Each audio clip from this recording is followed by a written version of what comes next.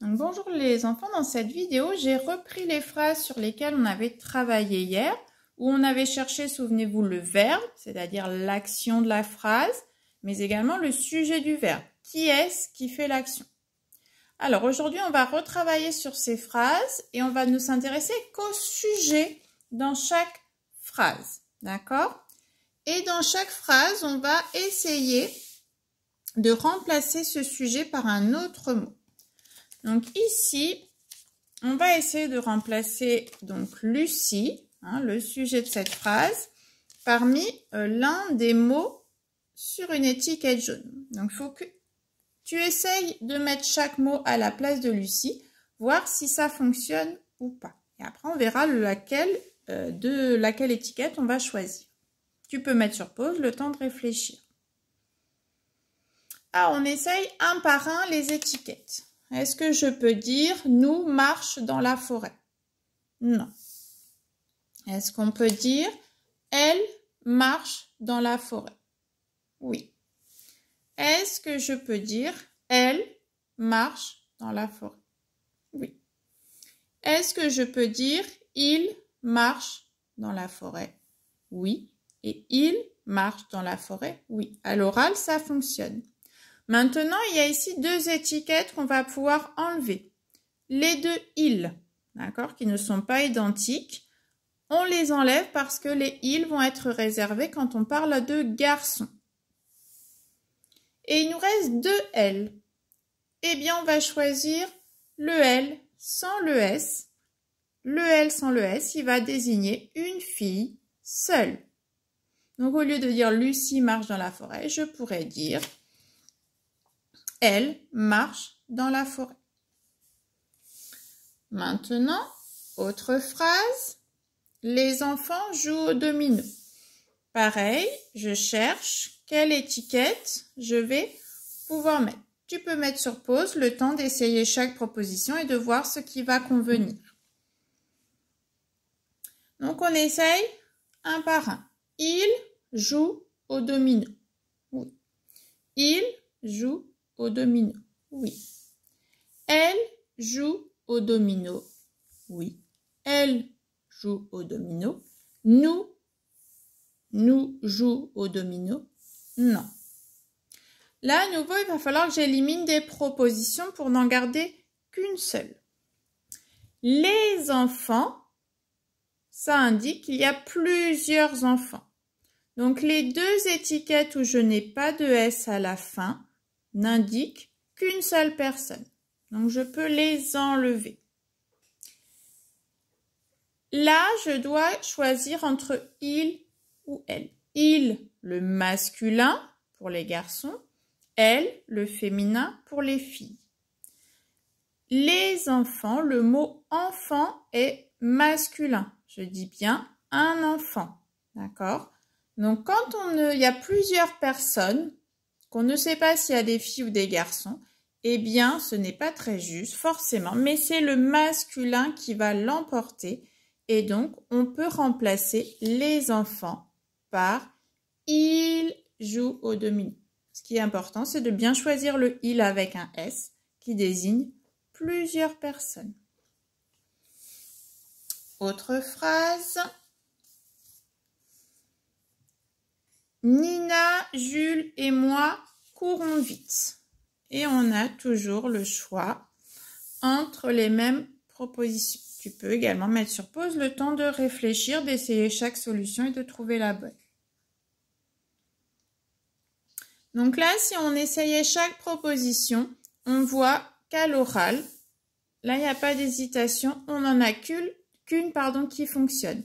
Nina, Jules et moi, je ne peux le remplacer que par nous. Nous courons vite. Donc, le mot « nous », il va désigner plusieurs personnes qui font la même action et je suis dedans. Quand c'est moi qui parle, je fais l'action, je participe à l'action avec d'autres personnes.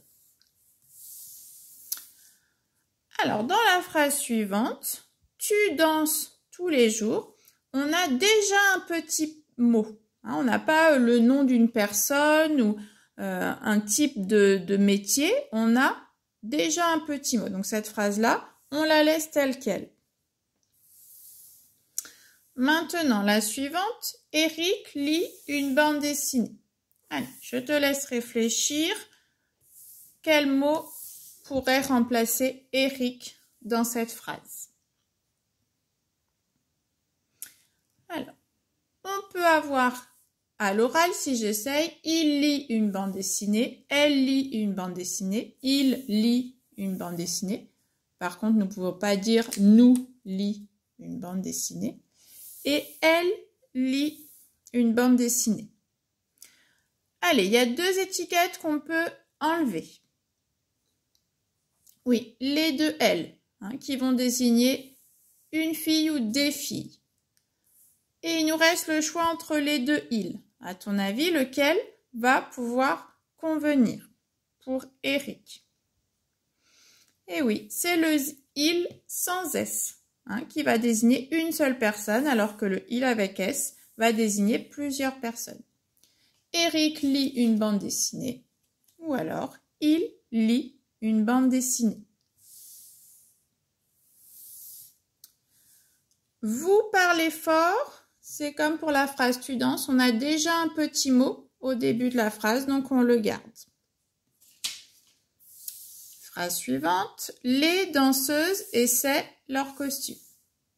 Allez, je te laisse trouver tout seul quel mot tu vas choisir et essayer de dire pourquoi tu le choisis. Donc là, si on essaye chaque proposition, on peut enlever le nous, il reste les 4 propositions. On enlève les deux ils, qui je rappelle désignent des garçons. Il nous reste le L sans le S et avec le S. On va choisir ici celui avec le S parce qu'il y a plusieurs danseuses. Les danseuses essaient leur costume ou elles essaient leur costume. Et enfin, la dernière phrase qu'on avait, je mange des chocolats, on a déjà un petit mot ici au début de la phrase.